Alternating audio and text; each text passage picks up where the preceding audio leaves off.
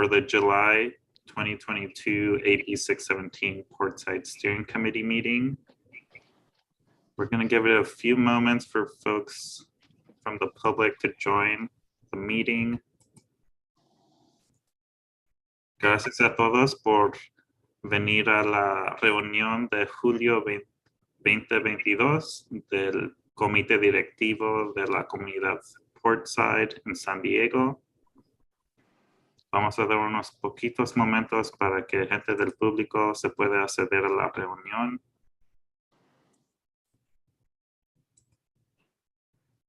Thank you, everybody. Next slide, please. So I want to hand it over to one of our interpreters, Vicky, who will give us instructions on how to access interpretation to English or Spanish. Okay. Voy a empezar en español. Bienvenidos sean todos y muchas gracias por acompañarnos. Le voy a explicar las funciones necesarias para acceder a la interpretación simultánea al español. Si están utilizando su computadora portátil o computadora de escritorio, favor de localizar el icono con figura de globo en la parte inferior de su pantalla cuando este aparezca en un minuto y luego pulsen en interpretación de lenguaje, Language Interpretation, y seleccionen el idioma del español. Si están conectándose desde su teléfono, iPad o dispositivo similar, busquen el menú con los 3 puntitos en la esquina superior del lado derecho de su pantalla y pulsen Interpretación de lenguaje y luego Español. Esto permite que escuchen la traducción al español con un 80% de volumen y el audio en inglés se escuchará al fondo con un 20% de volumen. Tienen la opción de apagar el audio en inglés pulsando Mute Original Audio, ubicado en el mismo menú donde eligieron el idioma del español. Gracias. And now for the English speakers, if you want to understand anything that may be said in Spanish, you would need to choose the English channel. If you're using a computer that's a laptop or a desktop, that'll be at the bottom of your screen. Look for the globe figure and click there, and then it will open language interpretation and you would choose English. And if you are on a phone or an iPad or something similar, you would look for the 3 little dots up at the top right of your screen. Also look for the globe and then select English. And that way, if someone speaks in Spanish, the interpreters will be interpreting onto the English channel. You will not be able to hear it on the main English channel. FYI. Gracias. And Chuy, I have finished with the. Thank you so much, Vicky. We'll give it a couple of seconds for folks to join the interpretation channel. And Alicia, if you can confirm that the interpretation is working, that'd be great.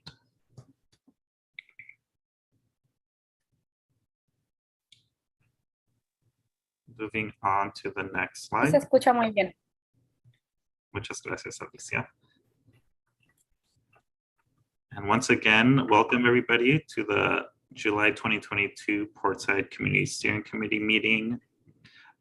We had a quick 1-month break in June, so I hope everyone had time to rest and recover and spend time with your families during the summer.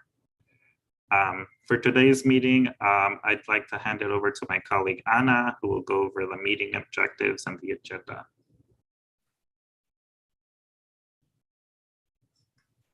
Thank you, Chuy. Good evening, everyone. Today's meeting objectives are to receive an update on AB617 incentive funding and air quality monitoring efforts from the San Diego County Air Pollution Control District. We will also learn about the California Air Resources Board criteria and toxic reporting regulation for permitted stationary sources. Next slide. And after going through roll call today and approving May's meeting notes and tonight's agenda, we will receive an update from the AB617 incentive funding, followed by an update on air quality monitoring, and we will finish off with the presentation with the criteria and toxics reporting regulation for permitted stationary sources. We will then open it up for public comments and close with closing remarks. As a reminder, the meeting agreements are to create space for everyone to contribute, to step up if you are more on the quiet side, and step back if you have had a chance to participate. Only one person speaks at a time. Listen to each other, respect each other's opinions, knowledge, and perspectives. Be conscious of time, and please speak slowly and clearly for the interpreter. Now I'll hand it back over to Chewy. Thank you, Ana. And now we'll do a roll call of Community Steering Committee members. And to get it started, Keith Corey, City of San Diego. Here. Thank you, Keith. Jack Munger. Here. Good evening, everyone. Hey, Jack. Is Massey Hatch with us as well? She will not be here. Thank you. Moving along, Sarah Joby. Good evening, I'm here. Thank you. And is Livia Pellicer here? Seeing Livia. Yeah, don't think she is. Got it. Commissioner Sandy Naranjo.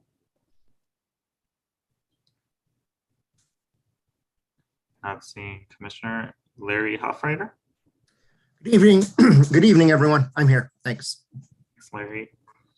And a warm welcome to Tim Garrett and Mariela Rodriguez at Sandag, who are our new reps from Sandag. Are either of you here? Hi, good evening, Chewy. This is Tim Garrett. I'm here. Mariela will not be here tonight. Great. Thank you, Tim, and welcome. Joy Williams at EHC. Good evening, I'm here. Joy. Martin Reeder at National City. Don't see Martin. Is David Welch here? Not seeing David. Moving along, Roman Partida Lopez at Green Lining.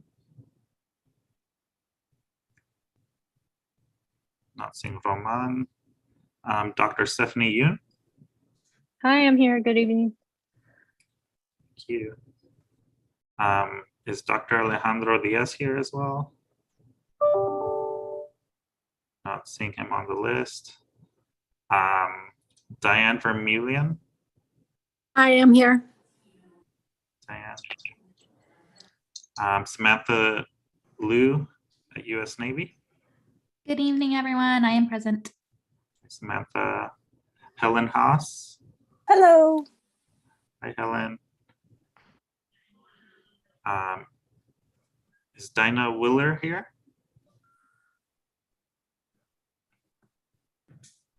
Dinah. Is Liana Rios here from SDG&E? Not seeing Liana. Next slide, please. Filomena Marino. Not seeing Filomena. Janice Luna Reynoso.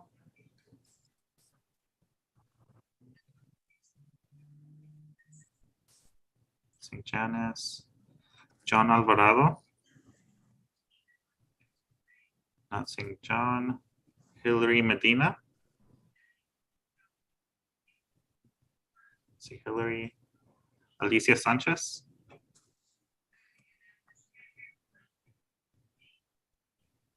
Hola, Alicia. Margarita Moreno. Buenas tardes, perdón. Buenas tardes a todos. Presente. Gracias.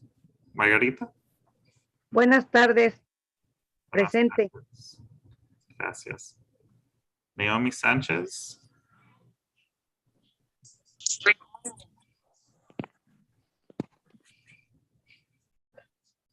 Was that you, Naomi?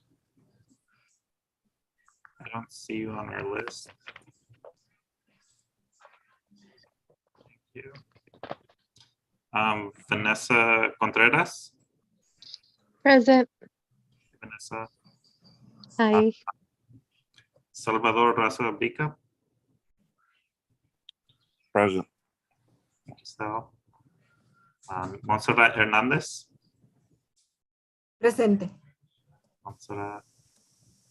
Sylvia Calzada. Present. Sylvia. Ashley Valentin. Present. Hi, Ashley. Thank you for joining us. Josephine Talamantes. Not seeing Josephine. Maritza Contreras. Here, present. Maritza. And Filomena Marino. I see your hand raised.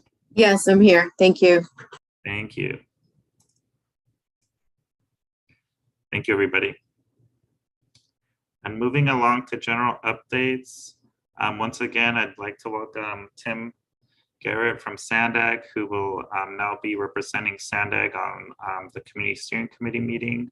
Phil Trom, who was our previous primary representative, has moved on to the city of San Diego for a new position. At this point, I'd like to hand it over to Domingo for any general updates. Thank you, Tree. Just a quick update. We recently reached out to all of our partner agencies in the implementation of the Portside SERP to share some of the updates, to get information regarding some of the activities that have been taking place in this past year. We are getting ready for submitting a report to Carb that is due in October. We will include information on some of the main accomplishments and activities that have been taking place in support of the SERP. So all of our partner agencies, if you haven't seen an email from me requesting this information, please look in your inboxes and reach out if you have any questions. I really appreciate everybody's collaboration on this. The hope is to get all the information together by sometime next month before our next meeting, so that in our meeting in August, I can provide a presentation to this steering committee, and then also update the APCD governing board in September, so that we can submit a completed report to Carb in October. So just wanted to share that with everybody and remind our partner agencies to submit their updates to me. And that was it from me. I believe the port might have an announcement as well. So I'll turn it over to Larry, or maybe back to you, Chewy, whatever works best. Yeah, go ahead, Larry. Oh, great. Great, thanks, Domingo, and good evening, everyone. Just two quick updates. The first is I want to let everyone know that we've compiled our updated health risk assessment. So we're planning to post that to the port's website later this week. So if you guys are interested, I think we've already made a presentation in terms of the results, but if you want to see the full report in its entirety, we'll be posting that to our website this week. So then the thought is we'll have that available for 30 days. See if there's any comments or questions people have, and then we'll finalize it shortly thereafter. The second just brief announcement is I want to let folks know that I did accept another position, so I'm going to be leaving my role at the Port Planning Department, as well as my responsibilities on the AB617 Steering Committee. I actually accepted a position for our Parks and Recreation Department, so I'll be joining them next week.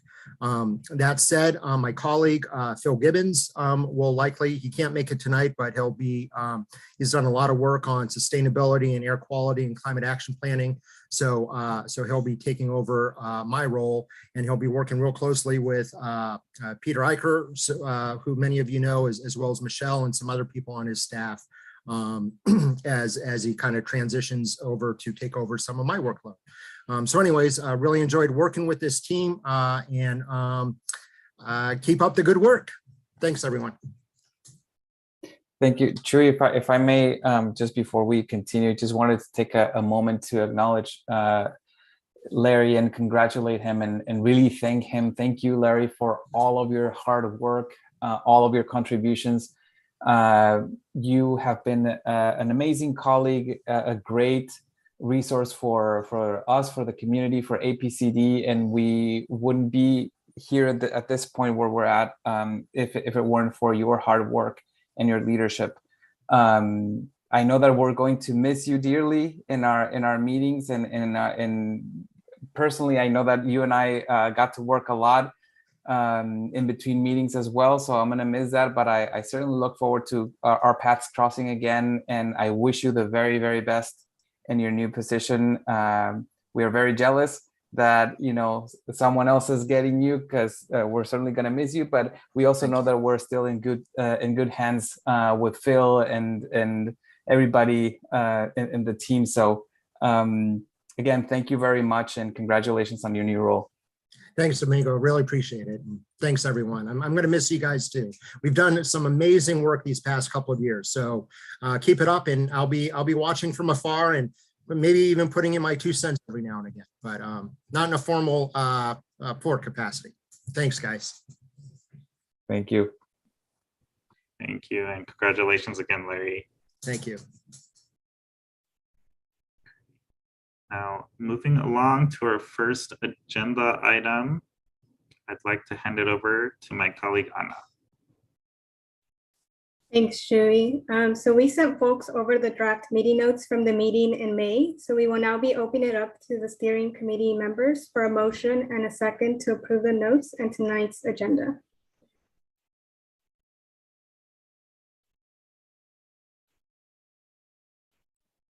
Motion to approve the notes and the agenda. This is Maritza.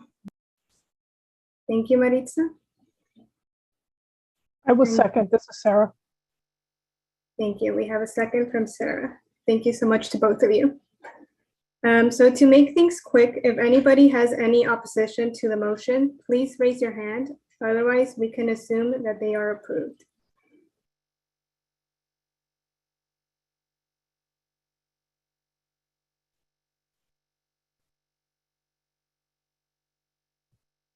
Seeing none, we will go ahead and approve the notes in tonight's agenda. Thank you so much, folks. Now we will be moving on to the next agenda item. So for this agenda item, I'll pass it over to Kathleen, who will be providing an update on AB 617 incentive funding. Kathleen, go ahead and take it away. Thank you. Thank you. Good evening, everyone. Larry, congratulations. Very proud of you. On the AB 617 incentive funding, I just wanted to make sure we had a few minutes tonight so you all could ask questions. I'll give you a quick update and then we'll move on. I don't expect it to be an extensive item this evening, but just wanted to make sure we had some time if people had questions. We are continuing to work on the last round of applications that the deadline to apply for those was in January. We're moving to contract on those applications. We're making good progress on those. I'm very excited about those projects. So we are moving those forward. We're also moving forward on the electric truck pilot project. We are awaiting our final approval at Carb, but so far the staff at the Air Resources Board has said, yes, we think this is a project that we think we're ready to approve it. There may be some minor tweaks still on that, but we hope to have that finalized in the next few weeks and to be able to get started talking about who would be eligible for electric trucks and how we will implement that program for Portside. So that's very exciting news. Once that gets approved, we'll be able to use that template and move, I hope, more quickly on the electric or zero emission equipment for cargo handling equipment at the port or port equipment. So we are very close to kicking off that effort as well.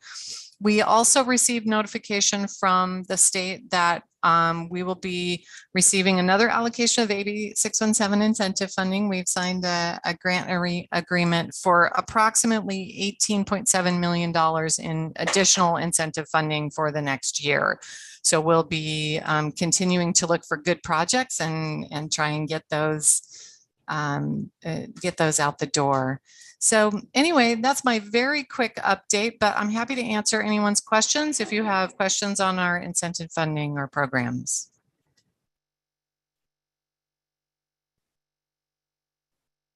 Kathleen, is Sarah from NASCO. Hey, Sarah. Hey, do you know for the next round of funding, what is there a target for that or any specific like thing that you're going after? I don't know that yet. That's a good question. And we'll be talking to the steering committee, I think, about that if we want to continue. I'm hoping that the electric truck pilot project will give us some information about the appetite for those kinds of projects to see if we want to carve off some of that money to make that available for more electric trucks. We know there's a lot of truck electrification we could do. Maybe we hear through that program that we need to do more infrastructure. We're not sure yet. So we'll be having some conversations here pretty soon, I think, about that. Great. So just a reminder that a lot of us get locked out if the money is earmarked for goods movement, right? So if there's an opportunity to work around that, we'd love to hear about it. Absolutely. That's a good point, Sarah. Thanks for reminding us on that. I don't think that's going to be an issue on this, but we'll keep an eye out for sure. Thank you. Sure. Jack, it looks like you have your hand up. Yes, thanks, Kathleen. I just was wondering, I don't think we could have a better advocate for us than you on all this funding. So we really appreciated what all you've been able to do. But do you have a sense for how we are comparing to other districts in the state in terms of the amount of money that we're getting? I mean, is it representative of the population in Southern California? Because so often San Diego gets kind of left out at state funding issues. Just was wondering if you all feel like we're getting a fair portion of that AB617 money. You know, Jack, that's a good question. And I don't have a good answer for you tonight because I look at what the money they give us and try and figure out how to spend that in San Diego. But I'd be happy to do a little research and kind of share some numbers with the group if you all are interested in how our allocations compare to other districts around the state. That would be great, because I think the people on the steering committee are in a good position to, should that not be the case, should we not feel that it is a fair allocation, whereas I don't see the local district maybe being the one to raise their hand and complain about that. Well, we as a steering committee or even individually, when we talk to our state legislators, could certainly bring up that issue with them. So that would be helpful to know. Okay, yeah, I'll work on getting you all some numbers for that. Thank you. Good question. Oh, Liliana.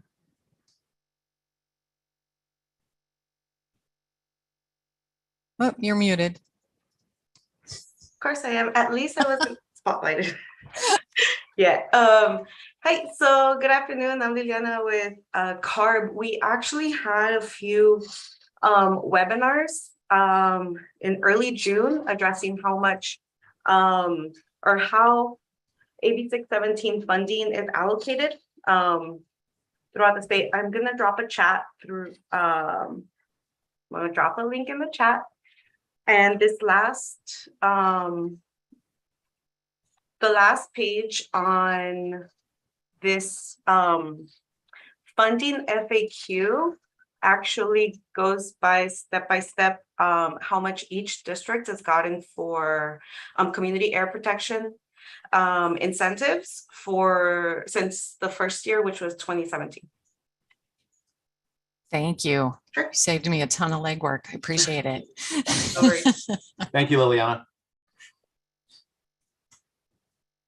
Any other questions on the incentive funding?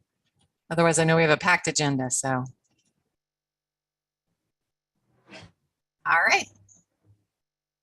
Sounds good. If you have any questions, you all can certainly welcome you reaching out to me one-on-one if you have questions about the programs. So thanks for the time tonight. Thank you, Kathy, for the update and for everyone's questions and comments. Since we don't have any more questions or comments, we will go ahead and move along to the next agenda item. I will hand it over now to Kevin Bradley, who will be giving an update on air quality monitoring. Hey, good afternoon, everybody. Oh, there's my slides. Can everybody hear me okay? Yes, we can hear you, Kevin. Okay, thanks. Cool. Okay, yeah, so I'm Kevin Bradley. I am the lead chemist for the AB617 monitoring program at San Diego Air Pollution Control District. And today I'm going to do a little introduction to elemental carbon. It's one of our programs that is ongoing at the moment. I'll talk a little bit about, if we go to the next slide, I can kind of give the outline and talk about what's going to be covered in this presentation. Thanks. So, I mean, most importantly, what is elemental carbon, why we care about it, how it's related to black carbon, which has been covered in previous steering committee meetings.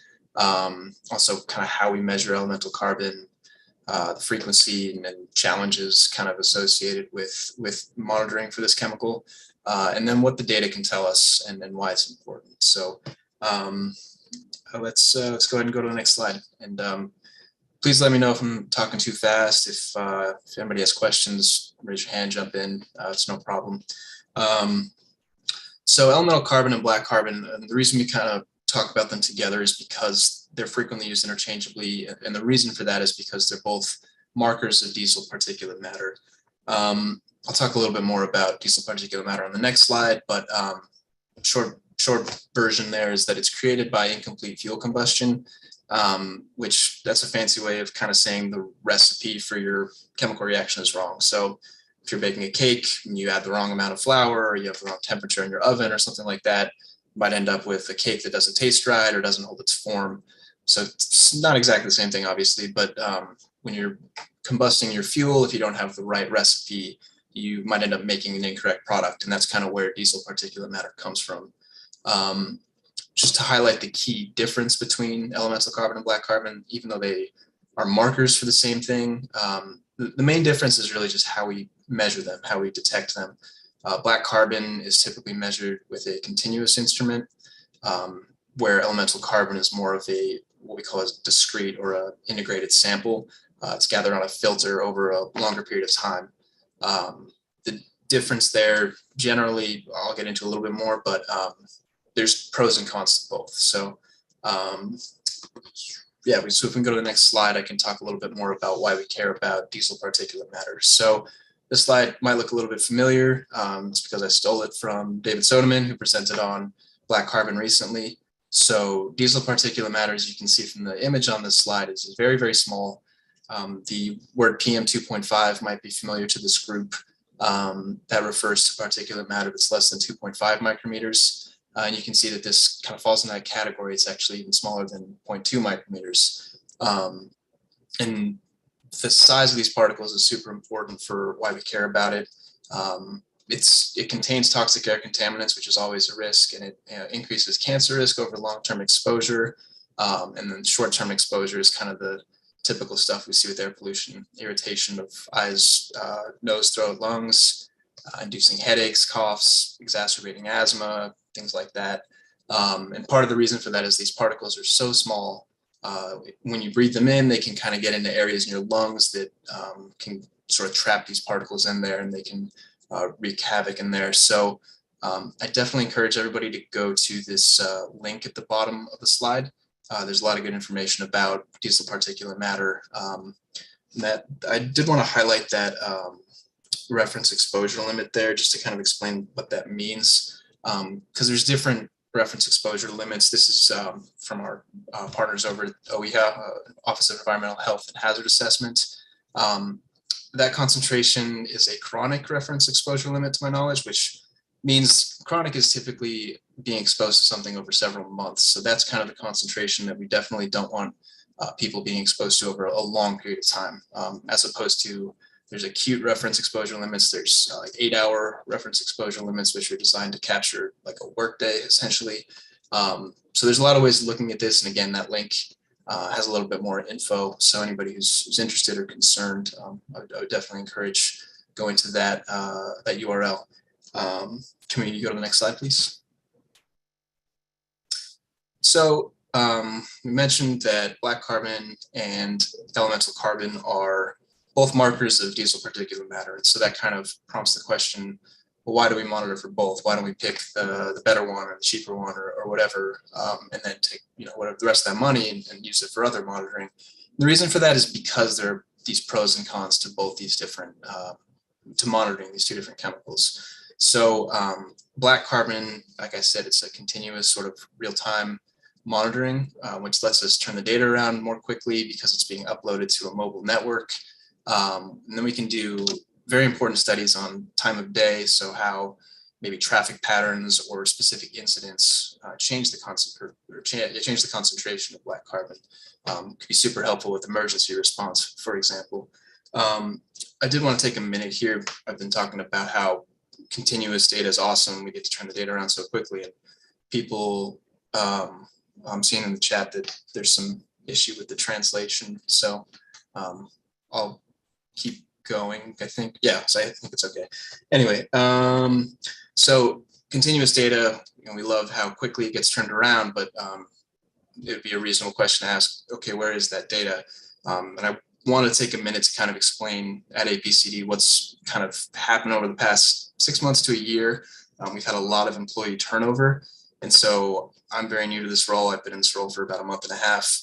And we've just hired and onboarded a few new chemists who are going to be responsible for sort of getting us caught up on the backlog of data that we haven't been able to process. Because even though this data is, broadcast in real time, it's very useful for a chemist to take a look at the data, organize it into a chart or a graph or something that's a little bit more digestible. So we have a really great group that we've just hired and onboarded. Everybody's in training to be able to process this data. We're going to jumpstart more programs, and I'm really excited about the group that we have.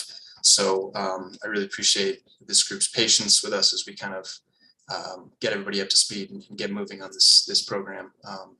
Both black carbon, elemental carbon, and then a couple other programs that I hope to talk about in future steering committee meetings. So anyway, back to elemental carbon. So, okay, so black carbon's so great because it's continuous, then why do we bother measuring elemental carbon? The reason for that is it's a more established and accurate marker of diesel particulate matter. It has a lot more scientific research that helps sort of take that data and explain why or what diesel particulate matter concentration we're looking at. Because you can't measure diesel particulate matter directly. You have to measure these markers of it and kind of work your way towards what that means to the diesel particulate matter concentration. In addition, elemental carbon lets us sort of differentiate between typical automobile emissions versus like a diesel engine emission, which can be useful for kind of interpreting maybe how traffic patterns affect diesel particulate matter, for example. And what's really great is that if we run both of these, we can actually use them to sort of check on each other. And what I mean by that is, say we see a spike in black carbon in a particular day or month, then we can go to our elemental carbon data and say, do we see the same thing? Are we seeing the same trend? Is it consistent? If we have an outlier, we can kind of use the other program to say, okay, is it an outlier or is it actually a spike? Is this something we should look into as to, was there particularly high amount of traffic that day? Was there a fire? Was there something that caused this particular data to look so strange to us? So that's kind of why we want to do both, at least for the time being. Possibly down the road, if we see that black carbon is giving us everything we need and the continuous side of that data is really useful, maybe we scrap elemental carbon. But at the moment, this is kind of what we've decided, to get a feel for what's going on with diesel particulate matter in the Portside area, what we've decided we should do. Next slide, please. Hi, Kevin. Before we continue, I'd like to flag that Jack Mongner has his hand raised. Oh, yes. Thank you. Sorry, Jack, go ahead. Thanks, Kevin. It was right when the translation switched there, and I was going to ask you to go back a little bit, but maybe we wait till the end. We missed about a minute before you started talking about the continuous real-time analysis of black carbon. Of whatever you said there. Let me just kind of recap that real quick because I did want to highlight that. So yeah, the continuous data, super useful. I'll just kind of rehash what I said. So the black carbon instrument is a continuous data monitor, and it can upload to a mobile network in real time, meaning faster data turnarounds. It gives us the ability to do time of day studies. It's really useful for emergency or incident response, for example, a fire or really bad traffic on a day even could lead to us wanting to take a look at that data. And Jack, I'm not sure exactly where you missed it, but I kind of for a minute there explained that APCD had pretty massive staff turnover over the past 6 months to a year. So we have a bunch of new people that are excited and ready to go, but also need training and onboarding and all that kind of stuff. So we're excited to kind of hit the data backlog we have with black carbon and elemental carbon and get everything caught up and where it needs to be, as well as jumpstarting some other programs. Hopefully that covered whatever was missed when the translation got scrambled. Yeah, thanks, Kevin. That works well. Thank you. Awesome. Thanks. Okay, so yeah, I can go. Yeah, so 6th slide here. So there's a picture there of the instrument that we use to collect samples on our filters. You can kind of see that top area has those little cylinders on it. That's where the filters get loaded in. We have our chemists, like I said, being trained up on how to operate this, how to do checks to make sure the instrument is working properly, etc. And we gather samples every 6 days, or filters every 6 days, on what's called a quartz filter. It's just a type of material used to make the filter that's recommended by scientific research to most efficiently collect elemental carbon.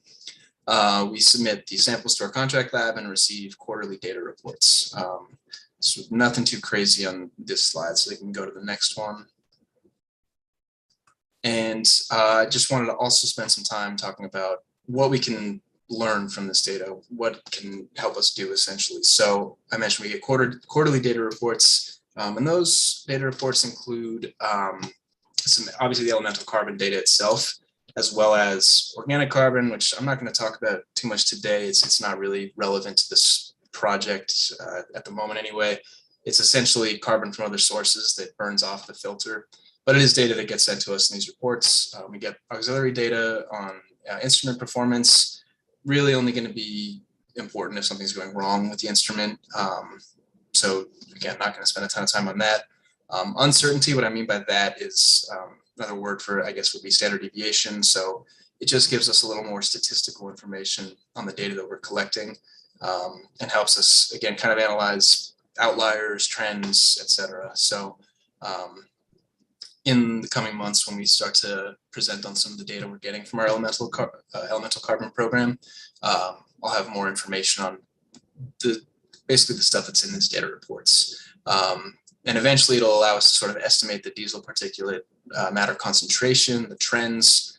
Like I said, we'll be able to compare to black carbon trends, and do some analyses on what days of the week are particularly high concentration, what time of year is worse. It's generally expected that the wintertime has higher diesel particulate matter concentrations due to some weather effects. And eventually we really want to extract some trends and understand what's going on month by month, year by year, day of the week, etc. As you can see on my slide, 2020, I mentioned that it's difficult to extract trends. It's due to COVID-19. Traffic patterns were weird that year. Everything was pretty weird that year. So the trends could be very interesting, but it was such an atypical year that it's hard to say what that'll motivate as far as mitigating exposure for the community, lowering concentrations, etc. But obviously the big goal here is to reduce the amount of exposure that the community faces from diesel particulate matter. And that's what this program is going to help us do. So I don't think I had anything else on this slide. I had a lot of notes on this slide, but I think I covered everything. So yeah, so we can go to the next slide. So in conclusion, like I said, elemental carbon is a super important marker for diesel particulate matter. It's very accurate, but it is non-continuous. So we're going to run in conjunction with our black carbon monitors, review our data to find trends, to find strategies to lower exposure to the chemical. And that is where I'm going to wrap up, but I would love to answer any questions that anybody has. Thank everybody for your time today.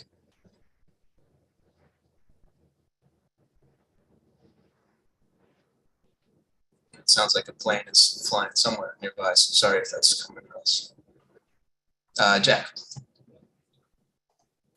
Thanks, Kevin. I thought that was one of the better presentations we've received in the last couple of years in terms of actually explaining some of the things that are really important to a resident and understanding this. And so I just wanted to make sure I understood what you were saying. It sounds like the impact from diesel is very much determined by, as you said, the incomplete burn or incomplete processing of the diesel matter. That's the older the engine, I guess, the more poorly tuned it may be, or not running so well, results in contaminants, more contaminants. And then if it's a newer diesel engine with newer emission controls on it, it's more efficiently running, then obviously that's a better situation. So am I understanding correctly, really, that the impact in terms on air quality and the impact on the community is really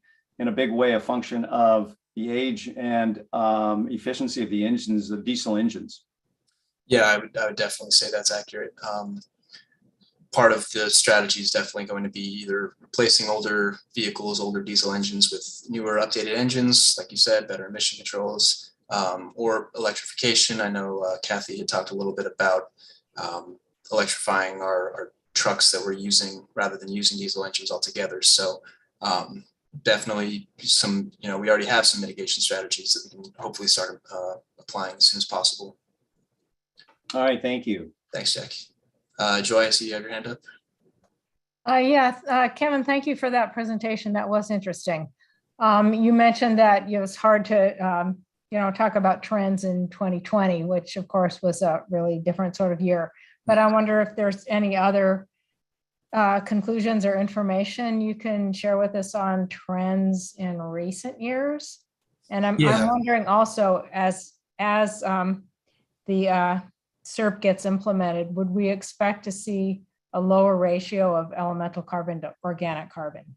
So, I mean, is that ratio something we should be paying attention to as we go down the line? Thank you. Definitely. Okay, so first question was, can we see or extract trends from recent years? I guess the frustrating answer is yes, but not yet, because our chemist who is going to be running our elemental carbon program started about 2 weeks ago. So he might even be watching right now. But yeah, he's really getting up to speed and learning the program, learning the data analysis. So our hope is that within a couple of months here at these steering committee meetings, we'll have a more detailed, more quantitative presentation. This was obviously pretty much entirely qualitative.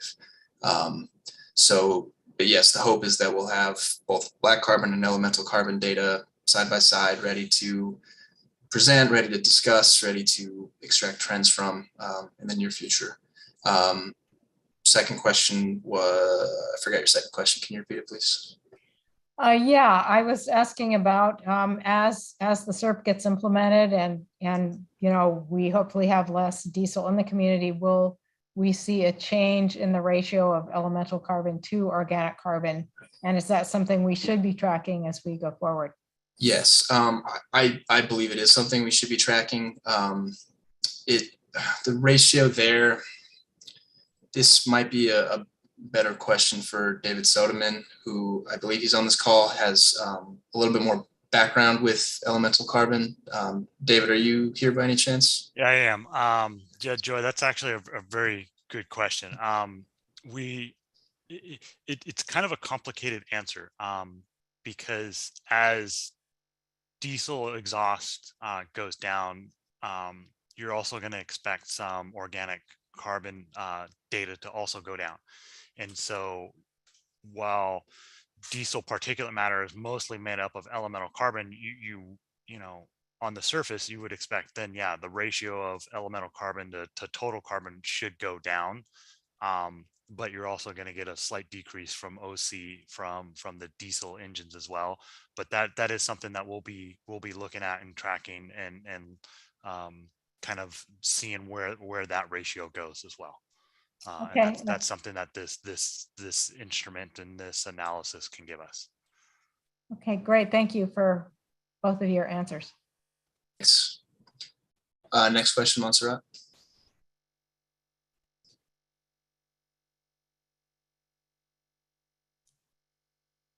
Yo levanté mi mano, ¿puedo hablar? My Spanish is very rusty, but and Kevin, if you're in the English channel, you'll get interpretation. Sounds good. Okay. Siguiente, Montserrat. Ok. Bueno, pues como residente de la comunidad de Logan Heights y sabiendo que en este comité tenemos representantes también de Barrio Logan, pues la verdad es que me da mucho gusto saber que todo esto ya se puede cuantificar, que la contaminación se puede medir, todo lo que hemos estado nosotros diciendo como residentes, como organizadores en nuestra comunidad, pues nosotros mirábamos, ¿verdad? Los efectos de la contaminación en los niños, en el asma, enfermedades respiratorias, pero no había nada que nos avalara lo que estábamos diciendo cuando hablábamos de estos temas frente a representantes del gobierno. Y ahora pues me da mucha esperanza y mucho gusto saber que ya hay ese estudio y que vamos a tener pues más información al respecto y pues que nosotros ya lo sabíamos hace 20 años o más de 20 años, pero ahora ya hay manera de probarlo. Gracias.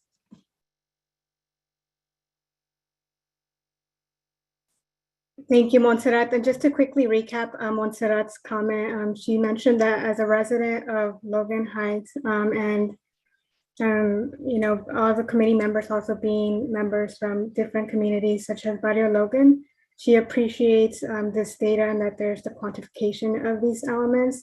And, you know, prior to when they were fighting to talk to, you know, the government, they didn't have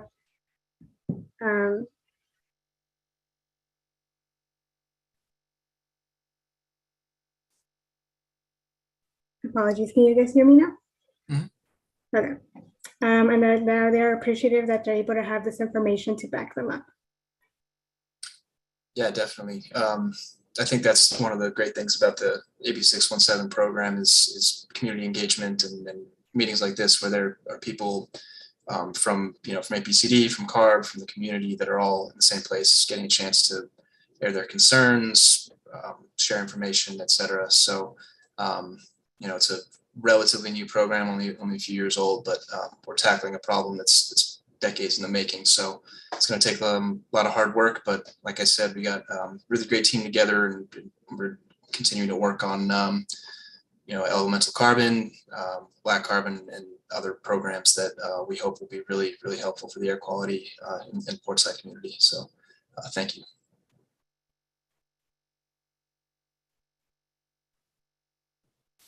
Thank you. Are there any other comments or questions?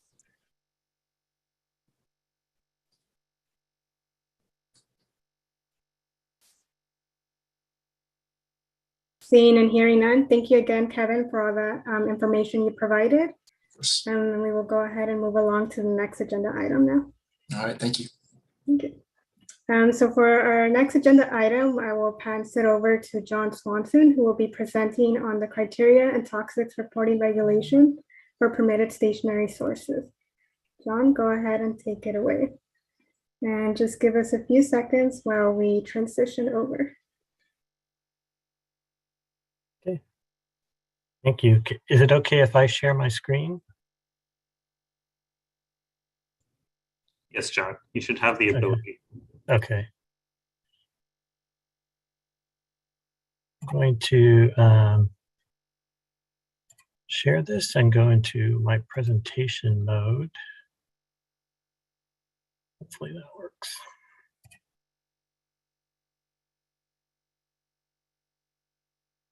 Okay, are you seeing my slide now? We're currently seeing your presentation mode. Okay. If you go up to the display settings. Yep.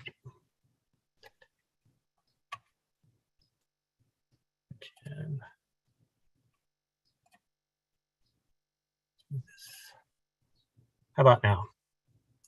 Yes, perfect. Okay, very good.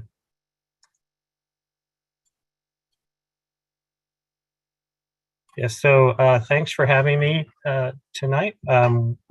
My name's John Swanson. I have a section here at Carb.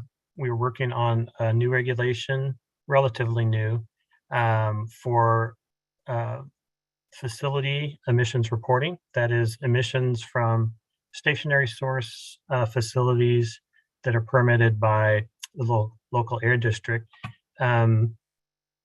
I have a staff of 5 other people besides myself currently.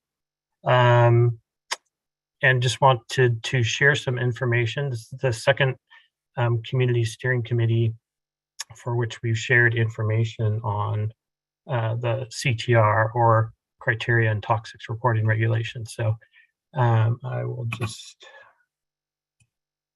I'm on multiple screens here, so I'm just going to get organized. Okay.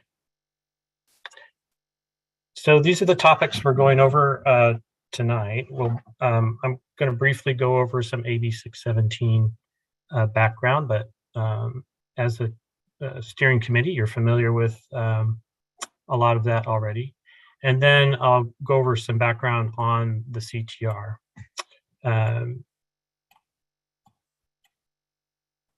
And also the CTR's connection to other air quality programs, including community air protection. We'll also discuss some general concepts regarding emissions inventory data, and talk about the current availability of emissions data from stationary sources for the Portside community. We'll also touch on future improvements to the inventory or database of emissions data that we have at Carb and as we receive from the districts.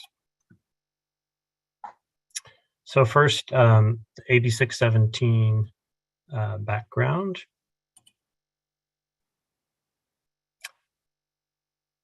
So the AB 617 Community Air Protection Program focuses on reducing emissions and exposure to those emissions in communities that are most impacted by air pollution in the state through local and statewide actions. The Portside Community Steering Committee became familiar with certain required actions like community emission reduction plans and community air monitoring plans through your work with the district. And tonight we'll be discussing a new regulation that was also required by the AB 617 legislation, specifically for enhanced reporting of criteria air pollutants and toxic air contaminants from stationary sources, also known as facilities. We kind of use those terms interchangeably.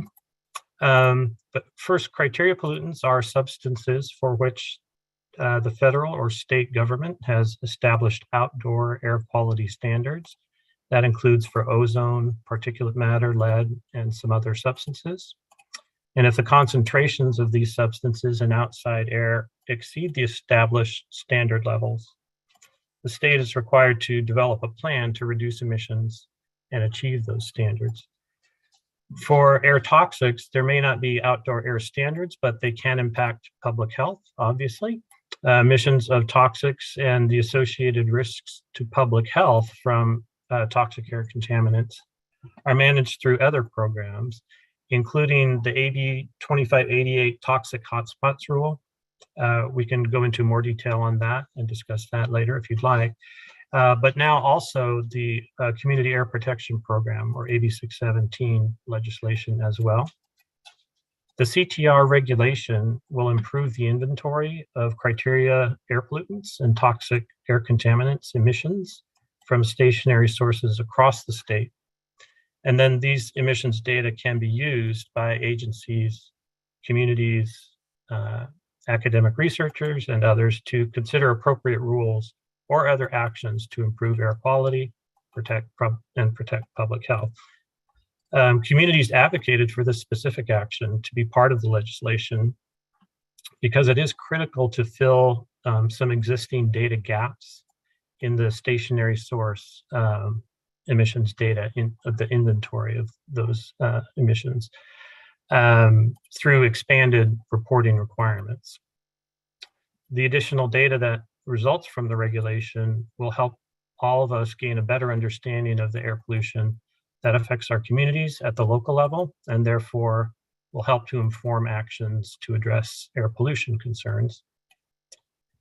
There are many types of air pollution sources, and they generally are divided into 4 categories: area sources, stationary sources, on-road mobile sources, and off-road mobile sources. An example on this screen for area sources would be smoke from residential fireplaces. So area sources include sources that are numerous and spread out over a large area, and difficult to pinpoint in many cases, and are typically very common. Stationary sources include industrial facilities like factories and oil refineries, but also smaller facilities like dry cleaners, gas stations, and so on. And then on-road mobile sources are primarily cars, trucks, and buses, and motorcycles. And then off-road mobile includes other types of mobile sources, vehicles, trains, aircraft, but also industrial machinery that moves, but not on roads and highways. So on-road is on the highways, and then off-road mobile includes these other types of mobile engines. Even lawn and garden equipment would be included in the inventory estimates for off-road mobile sources. Just to go over that and break that down a little bit more, first we have the stationary sources. Again, those are from fixed locations with known latitude and longitude, so they can be pinpointed, and emissions from those types of sources can be modeled. Again, things like power plants, other types of industrial facilities. Area-wide sources, those emissions come from sources that are spread out over a wide area and are hard to pinpoint to one specific location. These include things like consumer products and construction activity, architectural coatings like paint, and other types of emissions. Sometimes the emissions from area-wide source estimates and stationary sources overlap, and we do strive to do reconciliation to prevent any double counting of emissions data from more than one source of information, that is. So we reconcile, to prevent double counting. And then again, we have the on-road and off-road mobile sources. Again, cars, trucks, motorcycles, which can be the driver or the primary source, depending on the location, the community, and then again we have off-road mobile sources, including things like cargo handling equipment, anything that's not moving on roads and highways.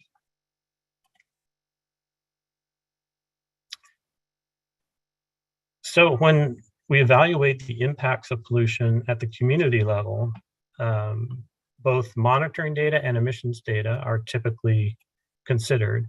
And we just want to make that distinction here. The community steering committees, as well as local air districts, Air Resources Board, public health officials, industry groups, and others, we all have a need for comprehensive and representative monitoring data and emissions data.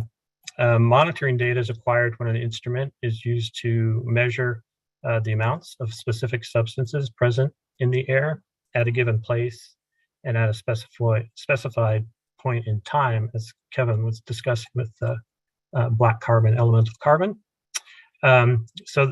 These instruments, they provide information on how much air pollution people may be exposed to at a given location. On the other hand, emissions data provides information on the amounts of substances released to the air from sources of air pollution, like cars and trucks for on-road, but also stationary sources, factories, and so forth, as we saw in the last slides. But again, stationary sources include smaller facilities that are sometimes omitted from existing and ongoing emissions reporting programs. Those can include facilities like auto body shops, facilities that buildings that may only have a permitted diesel-powered backup generator. And this is where CTR intersects with the community air protection efforts. As CTR moves forward, our database of the pounds of emissions of criteria pollutants and toxic substances from all of these stationary sources will be improved. It will become more complete, more up-to-date, and more consistent. Before I move on to the next slide on the CTR background, I just wanted to check in. Are there any questions so far?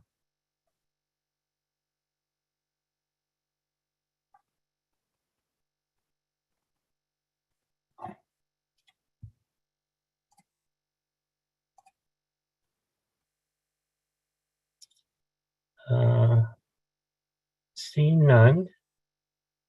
That's okay. We're going to have plenty of time for questions, I think, at the end as well. So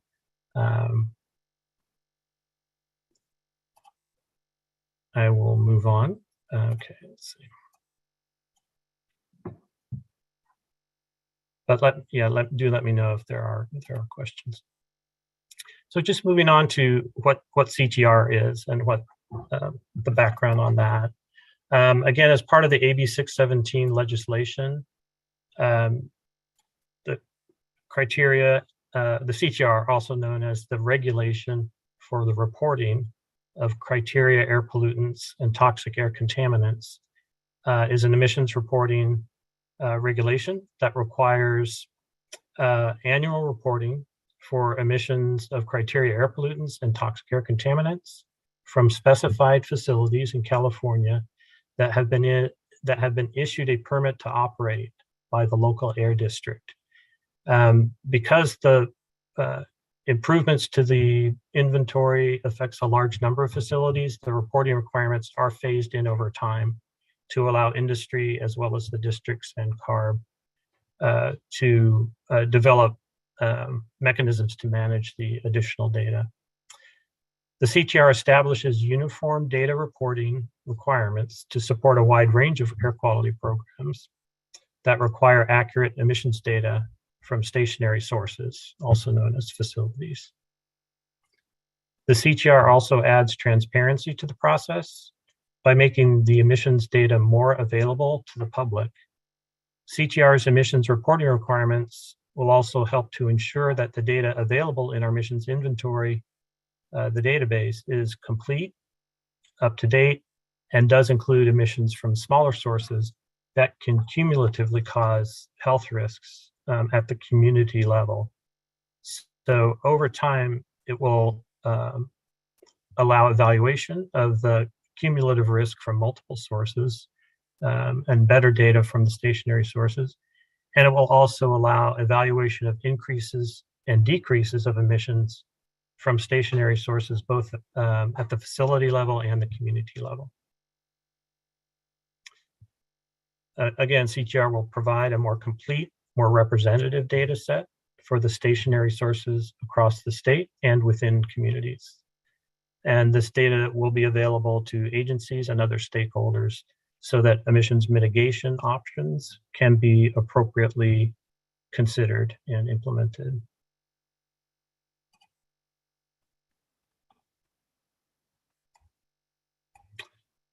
So again, the impact of CTR will be to provide a more complete, more representative inventory of emissions from stationary sources.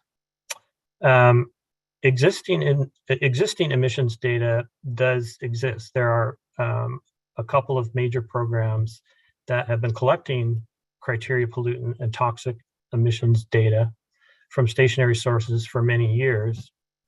And that data is used in SERPs and to evaluate health impacts by existing programs. But CTR will, again, improve this data. There's a lot of gaps in the existing data. It's not always reported annually. Sometimes only criteria pollutants are reported. Many facilities screen out because they have low emissions and they screen out of existing programs. So CTR will improve that whole database by bringing in more facilities. So that will allow analysis of the relative impacts of all sources of air pollution within communities and the prioritization of actions to limit emissions and improve air quality. although the current inventory for emissions for stationary sources already includes data for most large facilities, the smaller facilities will be added over time. So in addition to acquiring data from additional smaller and medium-sized facilities, the CTR also requires a collection of emissions data for additional toxic chemical substances that are not part of the current reporting programs. So we've identified additional toxic chemicals that we know are in use and that are emitted to the air in California, but they're not part of the current reporting program. So those additional emissions that are occurring but just aren't being reported will be reported in the data as we collect it through CTR. It also requires more frequent emissions reporting and allows for assessment of the impacts from all sources. CTR staff will also be available to provide summaries of emissions data in various formats. Again, just some, high-level information on the regulation itself. The regulation is quite detailed. It's complicated, so we want to be very specific about its content and its requirements and what it does, as well as what its limitations are. It is a data collection regulation only. It doesn't establish other mitigation requirements and so forth. But we have found there to be some incorrect assumptions and misperceptions on CTR. So we'll continue to work with stakeholders regarding the elements of the reporting program as needed. So the CTR does require the facility owner or operator, typically whoever the permit is issued to report specific information on the facility to the district. The data to be reported includes information about the facility, the devices and processes that are the sources of emissions at a facility, and the identification and amounts of substances emitted to the air. The program relies on districts to continue collection, compilation, and management of emissions data, but it does authorize Carb to collect the data directly from facilities if air districts are not able to do so. And we're currently collaborating with air districts across the state on how to manage this additional data with resource constraints. So we rely on the districts and we'll be continuing to collaborate with them to collect and compile and manage the additional data.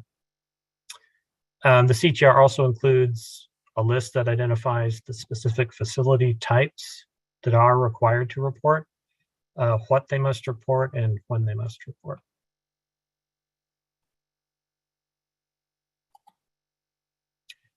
So just a little bit of information on emissions data and data availability. So what emissions data is available now, and when will additional emissions data from the CTR program be available for the Portside community? As I mentioned, there's a significant amount of facility level emissions data already through existing programs. But CTR will result in additional data for smaller facilities and additional chemicals, as we discussed. And that will provide a more complete picture of impacts from stationary sources at the community level. So in general, larger, more impactful facilities are already included in emissions reporting programs. And we have that data, and I'll show a map here in a minute of the Portside community that sort of demonstrates that. The most recent data collected for these sources that's available now is the 2020 calendar year emissions data. And that's data that's reported to Carb that we have available, that's reported through the districts, from the facilities to the districts and then to Carb. However, as we discussed, there are more data on the way, beginning with 2022 emissions reported next year in 2023. And I'll show on the map, I'll show you a little bit more about that. Under CTR, the first phase of the expanded applicability requirements we'll also bring in, these additional facilities that have been previously screened out, facilities that may not represent an elevated threat of health risks on their own, but because they're, and may not be included in existing inventories because the thresholds that, that were established, those facilities were below those thresholds. Let's see. So the first phase, again, is coming in 2023. And the final phase of CTR is 2026 for the San Diego district. And that we expect virtually all permitted facilities to be reported annually by that time. And then just one diagram here, and then we can move on to questions and comments if you have any. Within the Portside community, I mentioned this map. So within the Portside community, there are 307 facilities that have been issued a permit to operate by the district. On this map, of those facilities that are permitted within the community boundary, the purple dots on the map, or lavender colored dots, represent 121 facilities that are currently in our emissions database. So emissions are already being collected and reported for those facilities. That data is processed by the district, it's sent to Carb, and we have that available at the facility level. For the 2020 calendar year, again, we have both criteria pollutant emissions and toxic air contaminant emissions for virtually all of those purple dot facilities as compiled by the district. The red dots on this map represent facilities within the community boundary that do have air operating permits, but which are not currently subject to required emissions reporting. So these are the facilities that CTR will require to begin to provide data on a regular basis to the district, and then the district and Carb will partner to manage that data. So the red dot facilities will be phased into the reporting program pursuant to that phase-in schedule that's in the CTR regulation. For example, any of the red dot facilities that have diesel engines, or that use certain solvents, or those that engage in metal plating activities, if they're not already included in what the district collects, if they're one of those red dot facilities and they engage in those activities or several others as listed in the reg, they need to start reporting their activity data and emissions beginning with the 2022 calendar year reported next year. The next phase after the first phase, the second phase, begins with data reported in 2025. And that second phase includes facilities such as auto body shops and gas stations. And then again, by 2026, virtually all permitted facilities will be reporting annually. So again, the information will help us understand the sources of harmful substances that are being emitted to the air in your community. And CTR staff is glad to help with requests to obtain information on facility level emissions data, and as well as community level emissions data. That's basically it for what I was going to present. I know it's fairly high level. We didn't really dig into the details too much. This is my contact information. Daniel Sloat on my team is also the lead staff for our group on the regulatory requirements. And there's our program website. So thanks again for letting me present this, and I'll go back to the map, but if you have any questions or comments, I'd be glad to answer those now.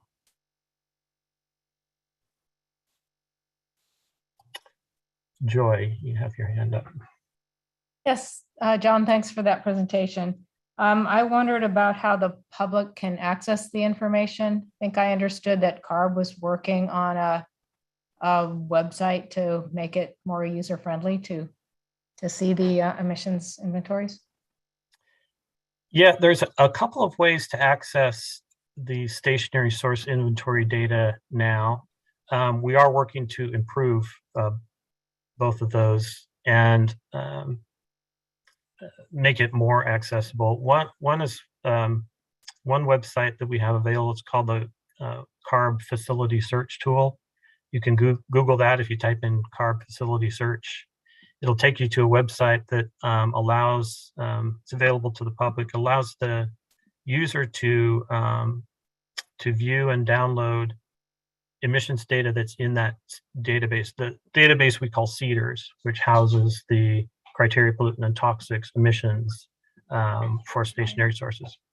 So the facility search tool, it's a little clunky, and it's definitely could be improved, but it does have quite a bit of data available. Another tool that is also available, but also is under development for improvements, is the Carb, forgetting the name of it. It's the it's a mapping tool. Thank you, mapping tool. Thank you very much. That facility provides a map and greenhouse gas, criteria, pollutant, and toxics information, where you can zoom in, zoom out, download data, and create your own polygons of areas of where you're interested in what emissions are occurring there. That tool currently only has facilities on the map and the data for the facilities for facilities that report to the greenhouse gas mandatory reporting program. So there's about 700, between 600 and 700 facilities on that mapping tool. You can acquire the data from that, but those are larger, more impactful facilities like petroleum refineries and cement plants and power plants and things of that nature. However, as I said, if people need to have data sets in Excel tables, anything at the facility level or the community level, we can work with people to download that from the CEDARS database in a format that you can work with. Okay, thank you.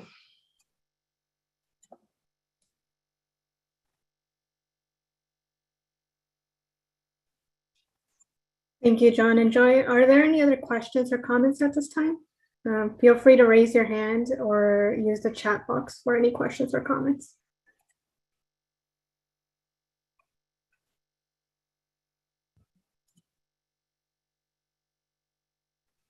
There are no other questions. I have a question, John. Could you walk us through what the reporting looks like and any barriers or challenges you might see for small businesses like auto shops getting that reporting data in? Yeah, of course, there's a wide variety of facility types that are going to be subject to reporting. We've tried to make the reporting as streamlined and as easy as possible. Larger facilities may have consultants or environmental staff, like a petroleum refinery, power plants, and military installations, and so forth. But smaller facilities, we don't expect privately owned small businesses to have environmental staff and so forth. And we do have some options in the regulation for certain facility types, like gas stations, to provide just the activity data or throughput data. And this is actually typically how it's done for most facilities. So the district will ask them for the appropriate activity data, and then we'll quantify the emissions for the facility on their behalf using that information. for a gas station, for example, there are emission factors based on the number of gallons of gasoline dispensed. So a retail gasoline operation, by reporting to the district the number of gallons of gasoline dispensed for a calendar year, can then we can use existing methods and emission factors to estimate what the VOCs and the benzene and so forth emissions from for that operation would be. You mentioned auto body shops. One of the biggest challenges that's from the quantification side is probably auto body shops, because they use so many different coatings, and the coatings have different chemical makeups. And there's a joint effort underway between Carb and the air districts to develop a method to quantify the toxics from auto body shops, because that's particularly challenging. And it would be based on the amounts of different types of coatings that are categorized, and a survey of the paint manufacturers and what components are in those different coating types, like a primer or a top coat or a color coat. That's a particularly challenging industry for quantification.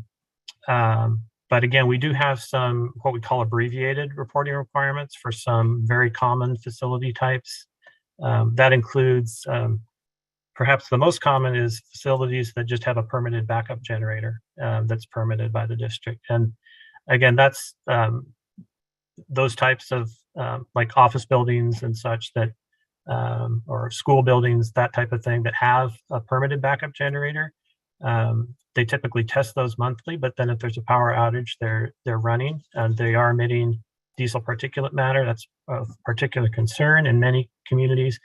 And again, the CTR, we want to bring those into the inventory so that the emissions can be appropriately evaluated in the context of other sources and mobile sources.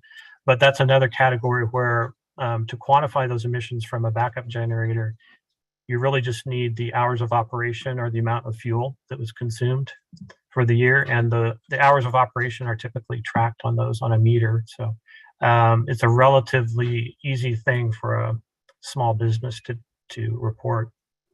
But there are a lot of sources. So again, we're working with districts on methods to facilitate and make the reporting processes efficient as we can. Thank you, Philip.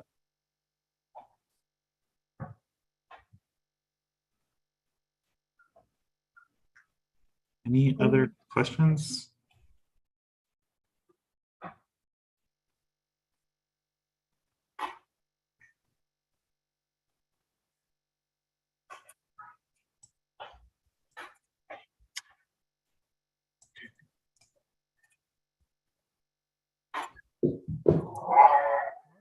Thank you so much, John. All right.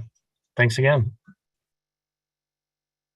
And thank you for your comments, Sylvia, about paint shops. Yeah, it's definitely important to get as many folks reporting what they're doing. Great. I'd like to open it up to folks on the steering committee or members of the public for any general comments on items that weren't on the agenda.